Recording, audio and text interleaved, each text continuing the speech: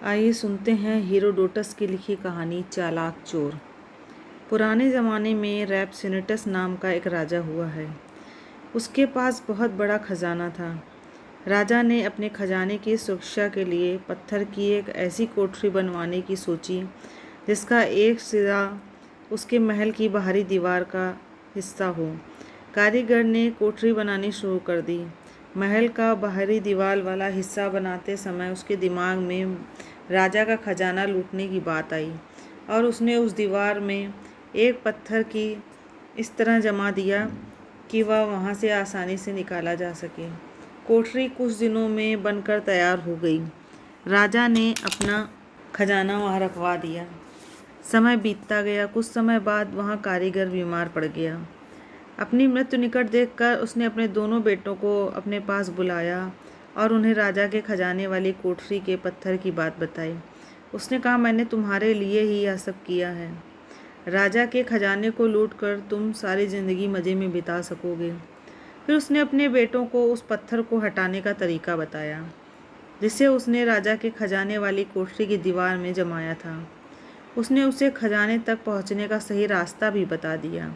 इसके कुछ दिनों बाद उस कारीगर की मृत्यु हो गई। बाप के मरते ही उसके बेटों ने राजा का खजाना लूटने में देरी नहीं की।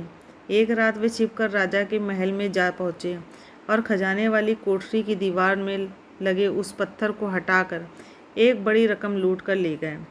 एक दिन जब राजा उस कोठरी में गया तो उसे यह देखकर हैरानी हुई कि खजाने में बहुत सा धन गायब है।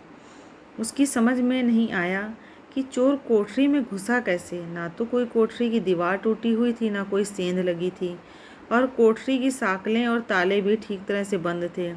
इसके बाद राजा जब भी खजाने की कोठरी में जाता उसे खजाना पहले से कम मिलता। चोर धीरे धीरे उसका खजाना खाली करते जा रहे थे। आखिर राजा ने चोरों को पकड़ने की ठान ली। उसने खजाने के पास जाल लगवा दिया। अगली बार जब चोर उसका खजाना लूटने गए तब उनमें से एक चोर जैसे ही कोठरी के छोटे दरवाजे से भीतर घुसने लगा, जाल में फंस गया। उसने जाल में से निकलने की बहुत कोशिश की पर नहीं निकल सका। हार कर उसने अपने भाई से कहा, मैं इस जाल में फंस गया हूँ, मेरे छूटने की कोई उम्मीद नहीं है। यदि मैं पकड़ा गया और पहचान लिया गया तो तुम भी मुसीबत में पड़ जाओगे। इसलिए अच्छा यही है कि तुम मेरा सिर काट कर अपने साथ ले जाओ, ताकि जब राजा के आदमियों को मेरी लाश मिले तो पहचान न सकें। इस प्रकार तुम बच जाओगे। दूसरे चोर ने अपने भाई की सलाह मान ली और उसका सिर काट कर अपने साथ घर ले गया। सुबह होने पर राजा जब खजाने वाली कोठरी में गया तब एक चोर की बिना सिर वाली लाश को जाल में फंसा देखकर वह हैरान रह गया। राजा ने तुरंत अपने सैनिकों को आदेश दिया कि वह लाश को लेकर बीच चौराहे पर लटका दें और यदि कोई व्यक्ति उस लाश को देखकर रोए तो उसे पकड़कर फौरन दरबार में हाजिर करें। जब चोर की मां ने सुना कि उसके बेटे की लाश चौराहे पर लटकाई गई है तो उसने अपने दूसरे बेटे से कहा, तुम कोई भी उपाय करके अपने भाई की लाश ले आओ। चोर ने मां को समझाया, उसकी लाश को लाना संभव नहीं है, वहाँ बहुत से पहरेदार खड़े हैं, इससे मेरी जान भी खतरे में पड़ सकती है। पर उसकी मां नहीं मानी और उसे अपनी मां की जिद के सामने झुकना पड़ा। चोर अपने भाई की लाश लाने का उपाय सोचने लगा।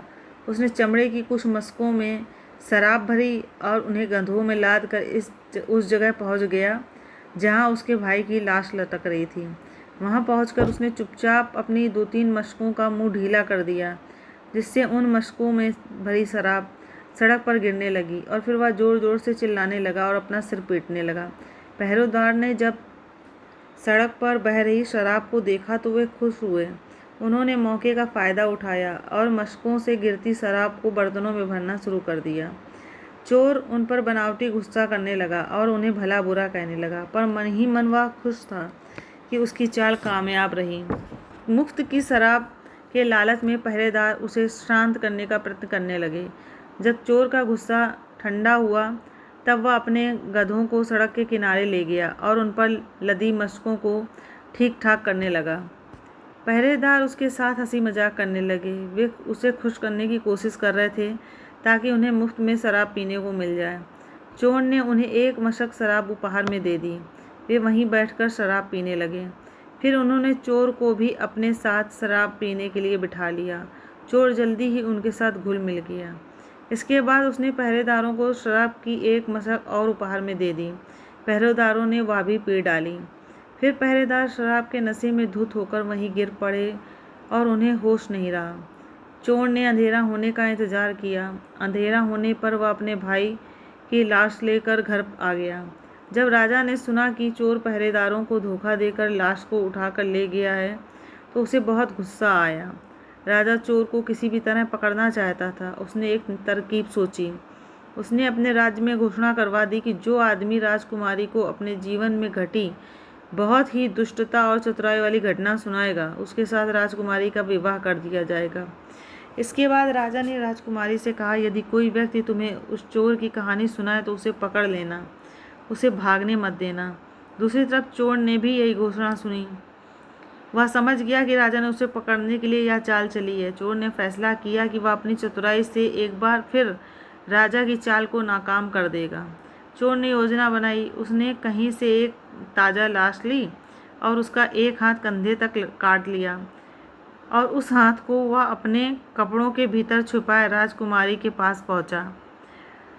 राजकुमारी ने उससे पूछा कि उसके जीवन में कौन सी बहुत ही धृष्टता और चतुराई वाली घटना घटी है। चोर ने कहा, मैंने अपने जीवन में सबसे ज़्यादा दुष्टता का काम तब किया जब मैंने राजा के खजाने के पास जाल में फंसे अपने भाई का सर काट दिया था, और बहुत ही चतुराई का काम तब किया जब मैं राजा के पहरेदारों को मूर्ख बनाकर अपने भाई की लाश को उठा कर ले गया था। चोर के मुंह से यह सुनते ही राजकुमारी ने उसका हाथ पकड़ लिया, लेकिन चोर ने जल्दी से राजकुमारी को अपने कपड़ों के भीतर छिपा कटा हाथ पकड़ा दिया और वहाँ से भाग गया। राजा ने जब यह घटना सुनी तो वह चोर की हिम्मत और चतुराई देखकर दंग रह गया। उसने अपने राज्य में चारों तरफ ढिंढोरा पिटवा दिया कि यदि वह चोर स्वयं उसके सामने आ जाए तो वह उसे माफ़ कर देगा और उसे बहुत सा इनाम भी देगा, साथ ही राजकुमारी का विवाह भी उसके साथ कर देगा। चोर ने राजा की घोषणा सुनी। वह निडर होकर राजा के सामने आ गया। राजा को हार कर अपने वादे के अनुसार राजकुमारी का विवाह उसके साथ करना पड़ा।